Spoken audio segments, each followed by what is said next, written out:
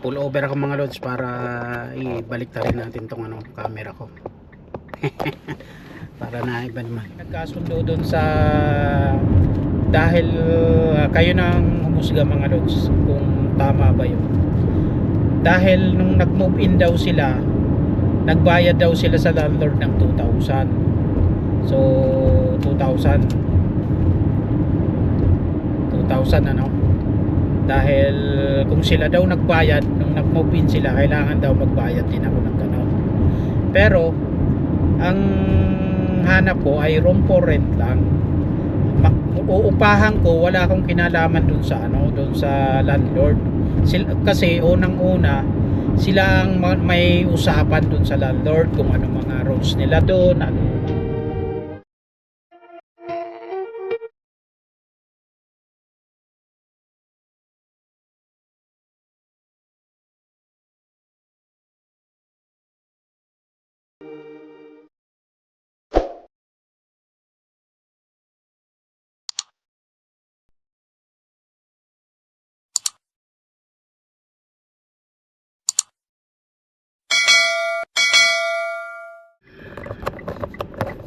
Ayan, nag-pull over tayo mga lods para mag-video naman tayo. Hanap natin yung camera sa GoPro sa highway. Ayan, naminto ako para i-set up natin tong GoPro. Ayan. Grabe ha, parang naiinitan ako, parang summer na.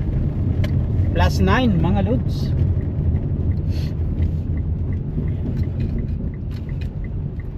Uwi na naman, maaga kasi kung pumasok. Alas 7 ko pumasok.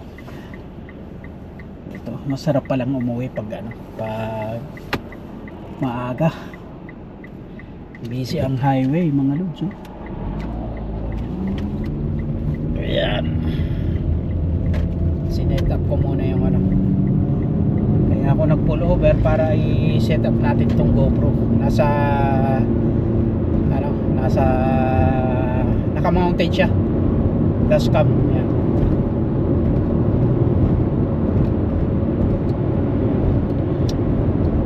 Sa lamig. Mainit. Sa lamig tayo.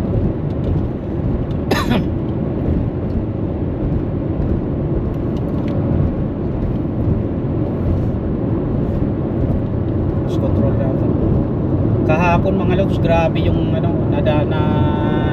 daanan ko sa kabilang diyan sa kabilang lane papuntang Saskatoon. Grabe yung may aksidente.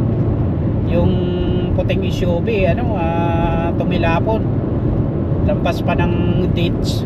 Tapos taob upside down. Tapos involve yung yung CB. Siguro ang tansya ko umovertake tapos nawalan ng direction yung SUV. Talagang upside down.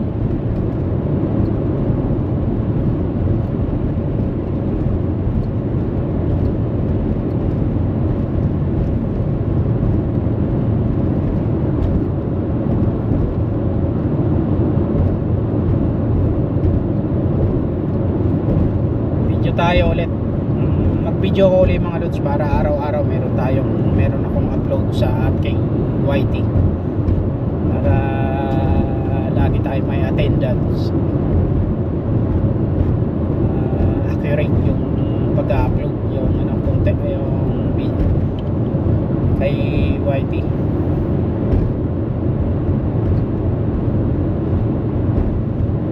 $32 minutes mula sa trabaho mga lods. Bukas ang bilis ng araw. Bukas Wednesday na naman mga lods. Bilis na talaga ng araw. So hoping na out ng maaga sa Friday para makauwi ako sa amin sa Esteban. Namiss ko yung mga si CJ. Nawa ako kay CJ, iniwan ko na time kasi na siya ang laging kasama.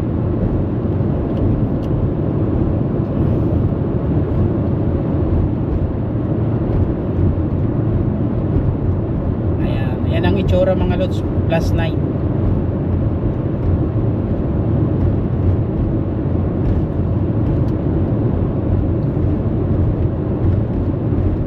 Lusaw talaga yung mga snow, oh, yung mga ice. Lusawan na, oh.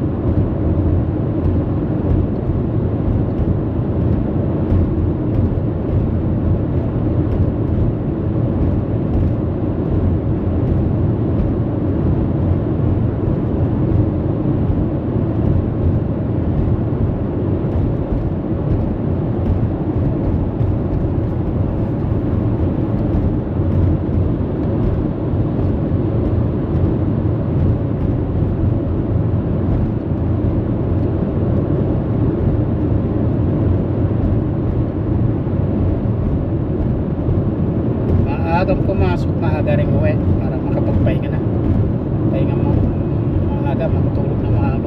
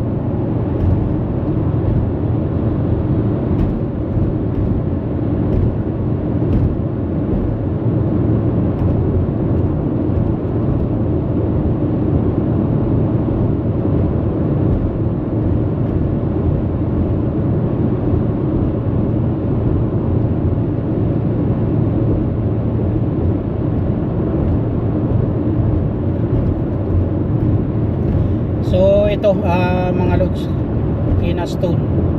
Pag lumika ako dito ng kanan, dito sa intersection dito, 1 hour 22 minutes, 1 hour, isang oras at 22 minutes ang biyahe papuntang Rosetown, dun sa malapit kina Russell. So mula rito, pag kina Russell dumiretso ng Elrose, mga 1 hour 20, mga 1 hour 20, mga 1 hour 35 minutes siguro, tansyado ko.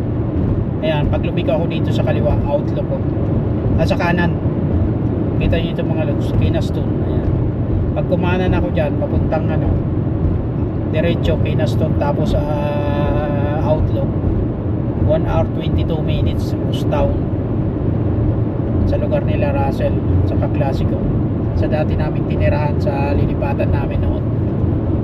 So ayan, outlook Kinastone.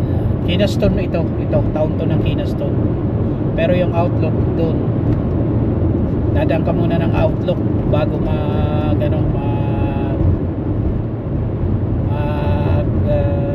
Rosetown or Elrose. Kasi dyan sa outlook na yan, dyan kami nag-fishing dati ni Noy. Nag-fishing kami dati dyan ni Noy.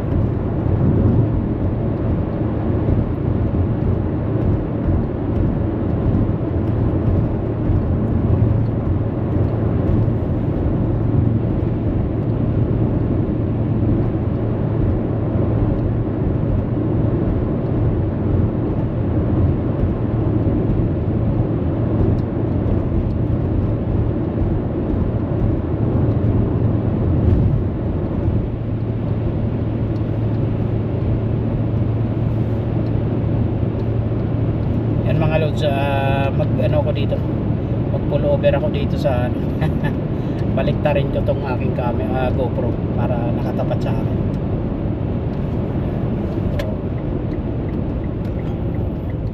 Pull over tayo dito, pull over. Ayan, pull over ako dito. Ayan, magbabaliktad lang ako ng aking pull over ako mga lods, para ibaliktad natin tong camera ko. Para na iba naman. Ayan, balik tayo sa highway. Ayan.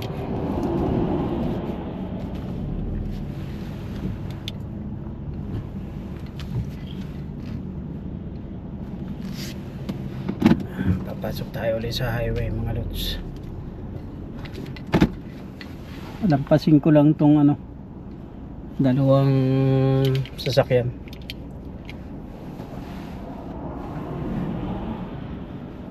Didiretso ko ngayon sa sa gasolinahan.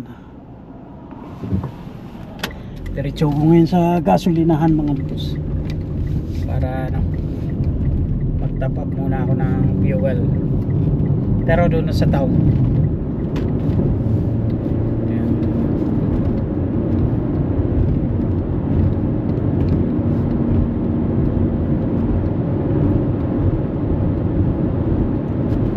Baliktad ko yung GoPro ko mga lods para tayo, mag-insight tayo, content. So yan, na siya, cross control. So yung content ko kahapon about sa kumusta ako sa bago kong trabaho, tapos ayan, about sa skills, kung bakit nila ako kinuha. Ngayon gawa tayo ng anong pwedeng natin may share sa ating mga kababayan. Sana mapanood nyo to. May mga viewers tayong magustuhan nila kung ano man yung aking mga pinapakita or sinishare sa aking video or pinikwento about Canada. Tulad niya sabi ko, ang mga video ko ay about ito, parang normal lang na mga halimbawa papasok ako, nakita nyo yung mga dinadaanan ko, yung mga yan, driving. So ngayon na mag-ano tayo ng topic para may share tayo yung naiiba naman. So itong magiging topic natin mga lods, about kumusta ako na ako lang ang Pilipino sa bago kong trabaho, kumusta sila, kung okay naman sila na dahil ako lang ang Asian, ako lang ang Pilipino. So ito, magbibigay tayo ng kaunting So para sa akin, sanay naman na ako na nagkakailang trabaho na rin na ako lang ang Pilipino na company na pasukan ko na. Ewan ko ba kasi bakit nataon lagi na na parang ako yung nauunang Pilipino sa isang company na tulad nito. Bago ko dito sa trabaho ko, ina-expect ko mga lods talagang mga idol, mga may madadatnan ako na magiging katrabaho na nauna sa akin na kapwa or kabayan Pilipino. Pero wala pala, ako lang pala yung Pilipino talaga. Kahit nung mga naunang worker daw dyan, talagang walang Pilipino. Nag-apply, nagkakailang Pilipino raw, may nag-apply, may nagsabi sa akin na tulad ng namit kong Pilipino nung bago ko dito sa bagong place ko.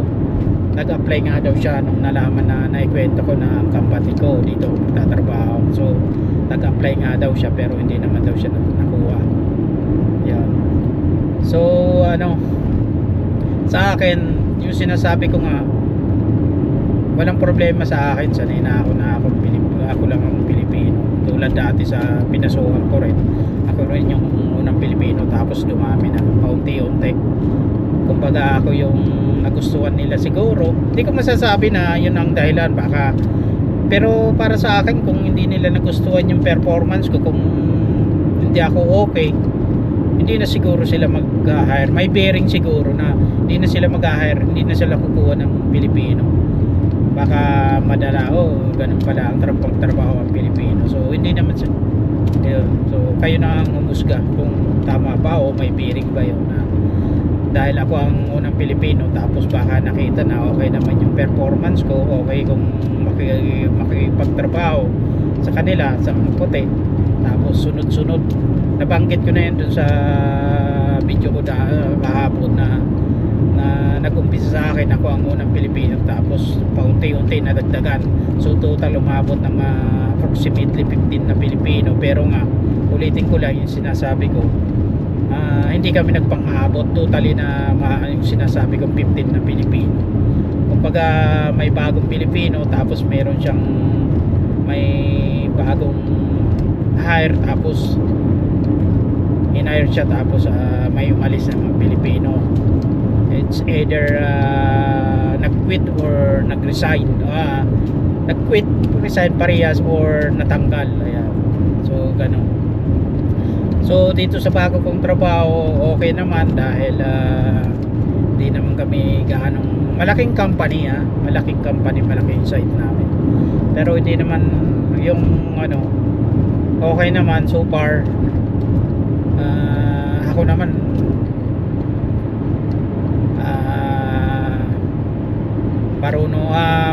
dyan ako yung magbasa ng mga pakiramdam. Pinapakiramdaman ko muna kung okay o gano'n. So ngayon nakikita ko positive, okay naman sila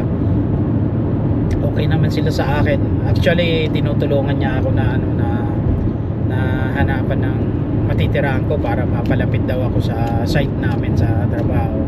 So far, so di ko lang alam kung baka late mga sa bandang huli, basta okay sila. So ayan.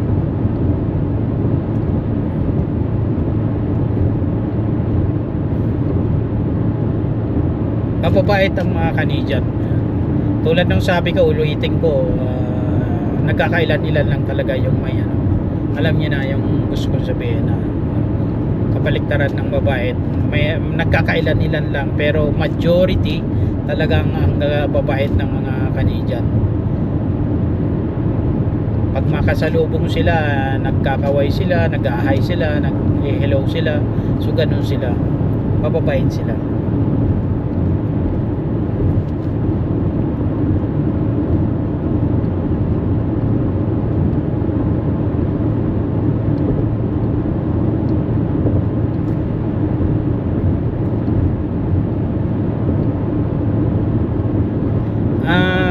Eto, tulad nito mga lods, baka magtaka kayo, bakit ba ako, ang trabaho ko, na-mention ko 32 minutes drive. So baka iniisip nyo, bakit dito ako nakatira, bakit dito ko nakatira, na dyan ako na nag-apartment or yun, bakit hindi na lang doon sa malapit sa lugar kung saan ako nagtatrabaho, yung nasasakupan ng site namin. Una kasi dito kasi sa linipatan ko, tawag nito, may truck, overtake tayo mga lods, may truck.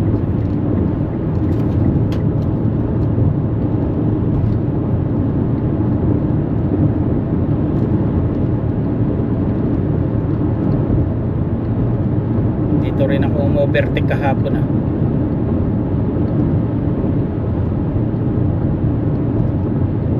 kasi mabagal tong truck.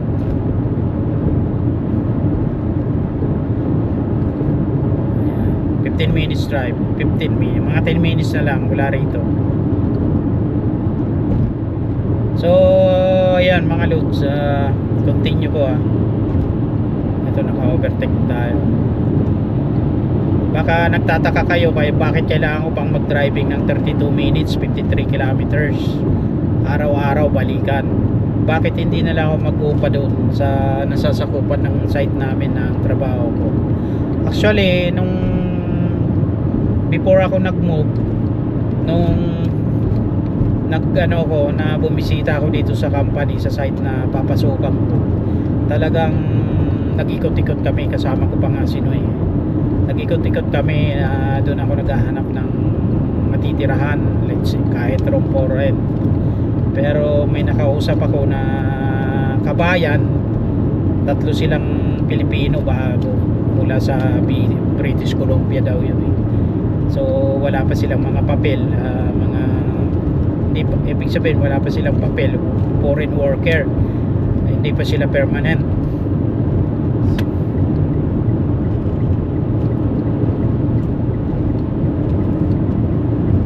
So ibig sabihin yun yung sinasabi ko, bakit wala pa silang papel.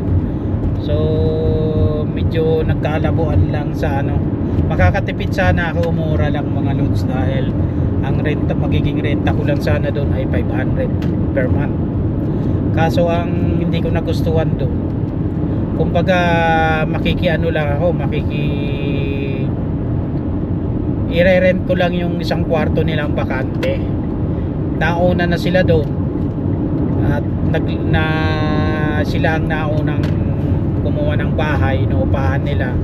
Silang mag-asawa at saka may isang anak, tapos may isang renter din na babae sa basement. So hindi kami nagkasundo doon dahil kayo nang humusga mga lods kung tama ba yun. Dahil nung nag-move in daw sila, nagbayad daw sila sa landlord ng 2,000. So 2,000 dahil kung sila daw nagbayad nung nag-move in sila, kailangan daw magbayad din ako ng gano'n. Pero ang hanap ko ay room for rent lang. Uupahan ko, wala akong kinalaman dun sa landlord. Kasi unang-una sila ang may usapan dun sa landlord kung ano mga rules nila doon, kung nakalist sila doon, ano yung kontrata. So hindi ko nakita yung kung ano yung mga pinirmahan nila doon, kasunduan nila. Pero ang hindi ko nagustuhan doon, bakit magbabayad ako, sinisingil ako nung share ko daw sa binayad nilang 2,000 daw. Wala nga akong kinalaman doon kung ano yung mga anong pinagkasunduan nila, anong kontrata nila. So out ako doon. So ang hanap ko ay isang room for rent na ang obligasyon ko magre-rent lang ako sa bakanting room nila kung may available sila. So yun nga, may isang kwarto na available na paparentahan sana nila. So umuuna ako dun sa 500, walang problema. Tapos hinihingian ako ng deposit na 500 din. Tapos yung remaining ng buwan ng February, kasi magmumove ako ng February 21st, ng February 21. So hanggang 28 kailangan ko magbayad ng 8 days sa remaining days ng buwan ng February. So wala akong problema noon. Pero ang hindi namin napagkasunduan, yung out naman ako sa pinag-usapan or kontrata ng landlord, ng may-ari ng bahay. Pero bakit kailangan akong magbabayad din doon sa share ko doon sa 2,000 na sila ang may kontrata doon, sila ang may usapan doon. So ang ano ko, magre-rent ako sa kanila. Kasi ang ano ko sana doon, makatulong din sa kanila. Wala pa silang mga papel, hindi pa sila PR. Galing sila ng ibang probinsya. Bawas gastusin nila. Instead na kasi ang usapan pala nila divided into 3. Kasi isang mag-asawa plus may anak. Pero dito per person, dapat nga hindi lang i-divided into 3. Dapat yung bata, may anak sila, kalahati yung bayad nun. So ang dapat nun, kasi buhay yun eh, isang tao yun eh. Kasi isang tao yun. So dapat, kung ang renta pala mga lods 500, so dapat yung 1,500 divided into 3.5 na tao, yun yung hatian. Kasi logi naman yung yung kasama nila sa bahay na nagre-rent sa kanila, na bakit divided into 3 lang. Tapos yun nga, kung matuloy sana ako, dahil nga 1,500 yung renta, magiging divided into 4 dahil halo nga ako sa kanila, re-rent nga ako sa isang kwarto. So 1,500 divided by 4, which is dapat 1,500 divided by 4.5 dahil dapat kalahating bayad yung ano doon, yung bata, kasi may anak sila eh. Kasi ang pinag-uusapan dyan yung survey, yung bilang ng tao as a person, di ba? So kayo nang humusga mga lods kung tama ba yung sinasabi ko, di ba? So hindi kami nagkasundo sa ganon. Sabi ko, that's very new for me na ganong sistema, na wala akong kinalaman sa kontrata nyo sa may-ari ng bahay. Kayo ang kumuha ng bahay na yan, nagperma kayo ng kontrata o ano man yung leasing nyo yan. Tapos bakit nyo ako sisingilin sa ano? At saka nauna silang tumira doon. Tapos may mga weekend na wala ako dahil uuwi nga ako sa amin. So hindi ko makukumpleto yung isang buwan. So sila, dyan talaga sila nakatira. Makukumpleto nila yung isang buwan. So ngayon, para sa akin, isip-isip ko lang, ngayon sino ang may kawalan? Imbis nang matulungan ko sila na may cashier sila sa 1,500 na OPA na divided into 4, which is dapat nga divided into 4.5 dahil dapat may kalahati rin na share yung anak nila dahil may anak sila, counted as a person yun. So di ba mga lods, kayo na ang humusga doon. So yun ang hindi namin. Anyway, hindi ko na lang pinansin yung gano'n. Akala siguro ako ang mangungulit. No way. Wala pa silang papel dito tapos gano'n. Parang sila pa ang manggugulang sa akin. Wish good luck, sana maging okay yung papel nyo. Marami pa kayong kakaining ano, marami pang steps bago nyo maabot yung pagiging permanent. It takes a time. Iba na ngayon yung sistema ngayon. Hindi yung parang may pang-aapi na ako pa yung grabiaduhin na parang ginugulangan na gano'n. Hindi po pwede yung gano'n.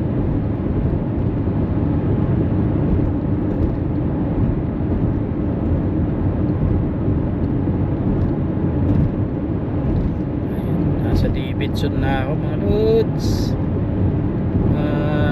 Top up lang ako ng fuel. Every ano kasi mga lods, mga every 2 days nagtatap up na ako para nakakaano rin kasi mamaya bigla na namang biglang taas ng gusto yung gasolina eh. Kawawa tayo niyan. So ayan, tuloy ko. So bakit nga ba driving ako ng 32 minutes, hindi na lang ako tumira doon? So sa ngayon dito nga ako nakakuha nung mga siguro mga 3 days before prior nung mag-start sa trabaho, na kuha ko tong tirahan dito. May tumulong din sa akin, may nagbigay ng number. So ayun, so napili ko to, okay naman dito. At sakali man na sumunod sa akin yung pamilya ko, yung asawa ko, may mapapasukan siyang trabaho dito. Eh doon sa site namin maliit, napakaliit na town, parang walang gaanong trabaho makukuha doon. So dito marami, may trabaho in case na gustuin nilang sumunod dito.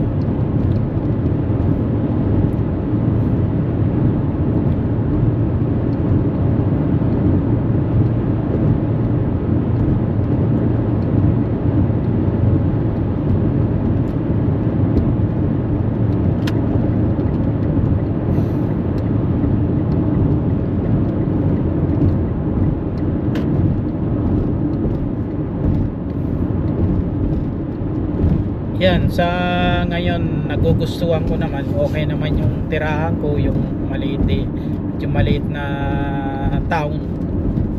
Parang gusto ko na, parang okay naman, smooth dito yung paninirahan. So far wala pa naman ako na-encounter na hindi ko magugustuhan. So okay siya, positive.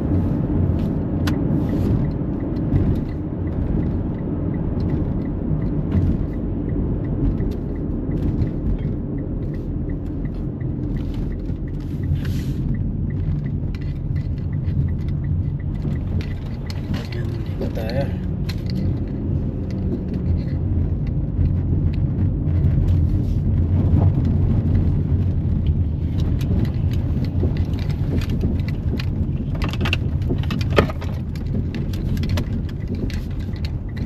Line up tayo, mag-fuel up mga lods. So pag nag-top up ako dito, top up mga 2 days na naman mga loads bago ko magdagdag ng gasolina, kasi mini-maintain ko ito.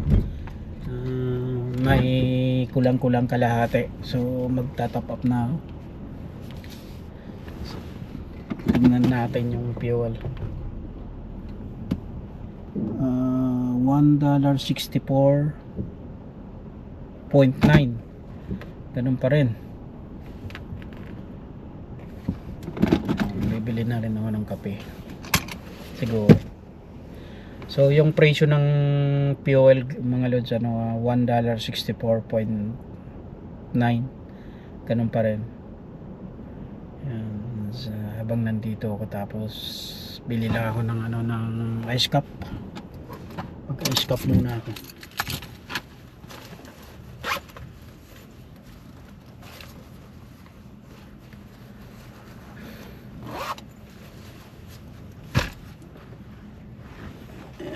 Sweatshirt tayo. Ayaw ko mabulgar yung tato. Baka sabihin sino to. Yan mga loves. Medyo mainit. Mag ano lang ako,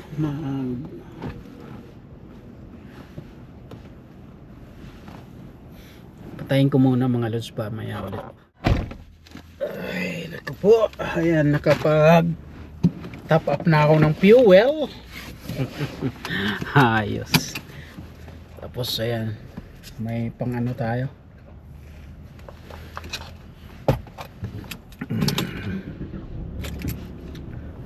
Ayan. Fuel. Wednesday na naman bukas mga lods.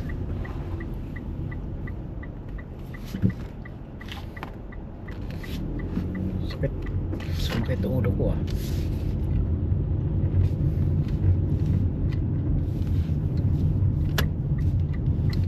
Wednesday bukas.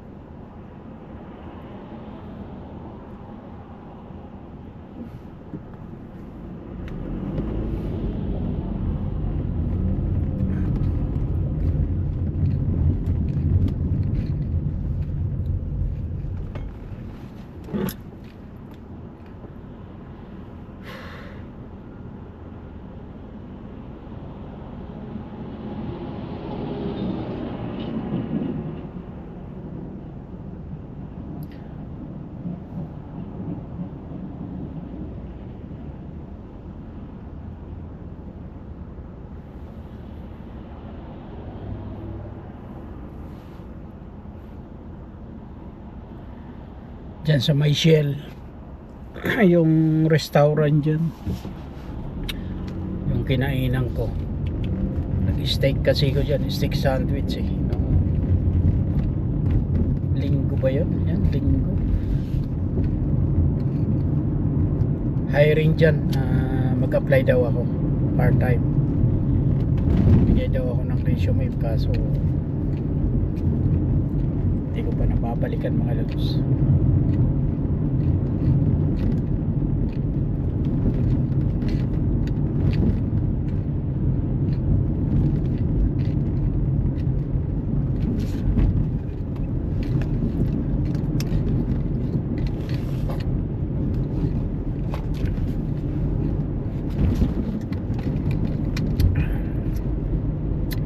Ganda na ng panahon.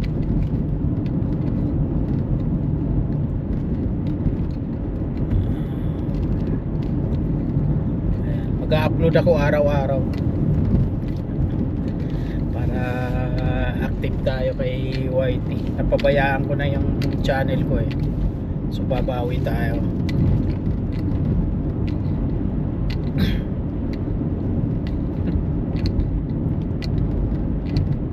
Ay, sana hindi na mag-snow. Gusto ko lagi ng ganito.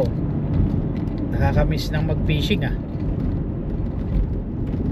Kaso expired na pala, magre-renew na pala ng ng license angler sa fishing.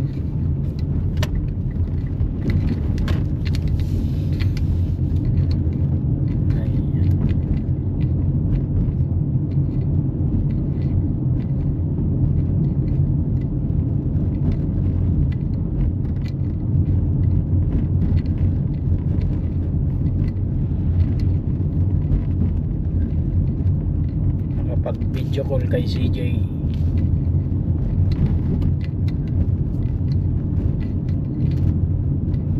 Yan. Sa totoo lang, to be honest mga lods, isa sa kalabang ko dito yung yung malayo kasi ko sa pamilya ko, sa mga anak ko. Ang isa sa kalabang ko dito, may yung homesick, yung nalulungkot ako, inaamin ko. Pero ang lagi kong iniisip trabaho, Eh pag walang trabaho, paano tayo, di ba? So tiyaga-tiyaga lang muna. May mga araw na ano na sobrang nakakalungkot na pakiramdam ko, bakit sulong-sulo ko, bakit di ko kasama yung mga anak ko namin. So yun ang kalaban ko dito, yung pag namimiss ko yung mga anak namin, lalo si CJ. Pag sumunod sana sila dito, ito lang yung eskwelahan, no? Kapitbahay lang. Yung eskwelahan kasi dito mga lods, merge na yan, elementary at saka high school. Isahan na lang. Yan, kita nyo yung mababait ang Canadian. Pag may nakasalubong ka, sila pa nauna magkaway. Ganun kabait ang mga Canadian.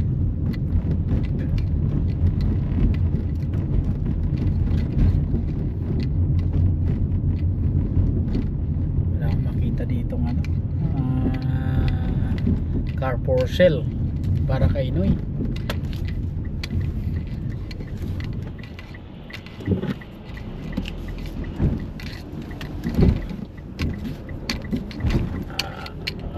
Ng snow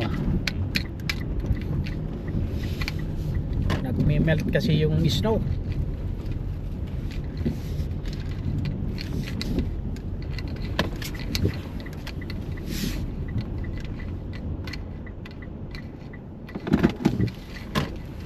Maganda palang sasakyan itong mga to.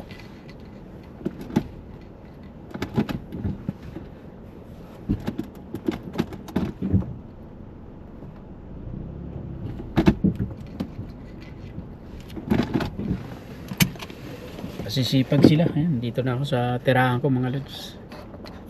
Bye muna mga lods.